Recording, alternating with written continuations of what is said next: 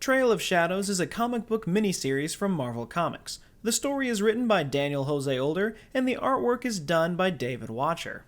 This 5-part series tells the story of the Republic's investigation into the death of Loden Greatstorm, which happened at the end of the Rising Storm. The first issue arrived earlier this week, and it left me instantly wanting more. They said that this was going to be a noir mystery, and it did not disappoint. Right from the start, we have so many callbacks to the classic detective stories, from the inner monologues of the characters to being undercover in a sketchy nightclub. The whole thing has a mysterious feel to it, and it takes a detour from the stories we're used to in Star Wars. This is very different, but it's very cool. The story starts by introducing us to Jedi Investigator Emereick Caphor, who has been called on by Stellan Gios to look into what happened to Loden Greatstorm. Emereick takes note that Stellan is not himself. This whole situation has him a little shook up, but Emereick can't make heads or tails of it.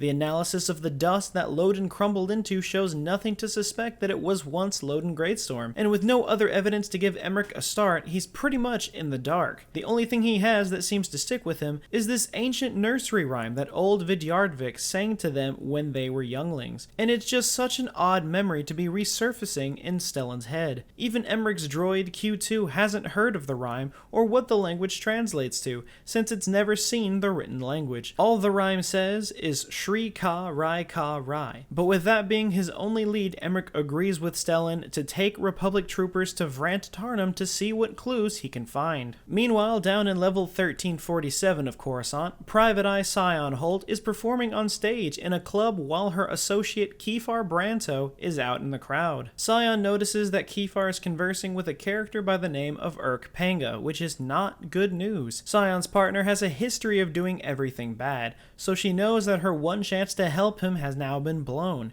After finishing her set, she makes her way out into the streets of Coruscant, where she then uses her data pad to locate the tracking device hidden on Kefar. Scion catches Kefar in the act and starts telling him off about this being his only chance, and if this goes south, it's all going to fall on Scion, since she was the only one to give him a chance. Kefar keeps insisting that he'll explain everything to Scion as soon as they're out of the alley, but they're interrupted by Urk, who gets shot from the darkness. The assailant comes out of the darkness, killing Kefar and injuring Scion, but Scion won't go down without a fight as she is able to get off 2 shots at her attacker. And on the other side of things, Emereick and his troops are met with resistance by the remaining members of the Nihil that had decided to stay, but are able to defeat them with ease. Emereick follows the Force to a cave where both he and Q2 feel strange about it. Emereick notices that the inside of the walls of the cave are covered in strange markings and asks Q2 to see if anything about it comes up. But Q2's answer is something that Emereick was not expecting. The first line of the cave translates to the old nursery rhyme,